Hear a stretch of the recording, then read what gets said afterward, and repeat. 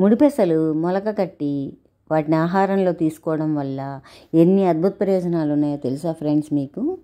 చాలా మంచిది బాడీకి. ఇవాళ మీకు నేను మొలకెత్తిన పెసలతోటి ఒక మంచి స్నాక్ చెప్పబోతున్నా ఫ్రెండ్స్. ముందుగా ఏం చేస్తారంటే ఒక బౌల్లో 1 కప్పు పెసలు నీళ్లు పోసి శుభ్రంగా కడిగేసేసి 6-7 గంటలు నానబెట్టండి. నానిన పెసల్ని స్ప్రౌట్ మేకర్లో వేసేసి ఒకరోజు ఉంచేసేయండి. ఫుల్గా మొలకలు వచ్చేస్తాయి. స్టీల్ సామాన్ షాపుల్లో దొరుకుతాయి ఫ్రెండ్స్ ఈ స్ప్రౌట్ మేకర్స్. ఆ పెసలన్నీ బాగా మొలకలు రాగానే ఒక బౌల్లో తీసుకొని స్టవ్ వెలిగించి కుక్కర్ పెట్టేసి కుక్కర్లో వేసేసి ఒక విజిల్ రానివ్వండి.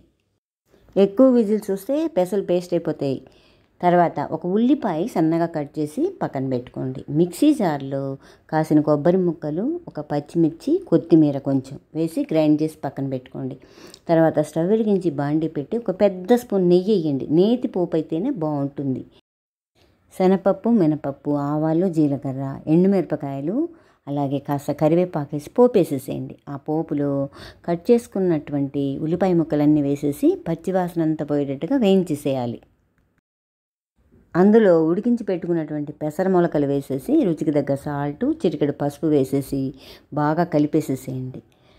2 మినిట్స్ అవ్వగానే మనం గ్రైండ్ చేసి పెట్టుకున్నాం కదా, ఆ కొబ్బరి పేస్ట్ అంతా వేసేసి బాగా కలిపేసేసి 2 నిమిషాలు మగ్గనివ్వండి. తర్వాత స్టవ్ ఆఫ్ చేసి రెడీ అయినటువంటి ఆ పెసర మొలకలన్నీ కూడా ఒక బౌల్లో తీసుకోవాలి. పైనంతా నిమ్మరసం మాత్రం మర్చిపోకండి ఫ్రెండ్స్, చాలా బాగుంటుంది. పైన పిండి వేయండి. Thank you.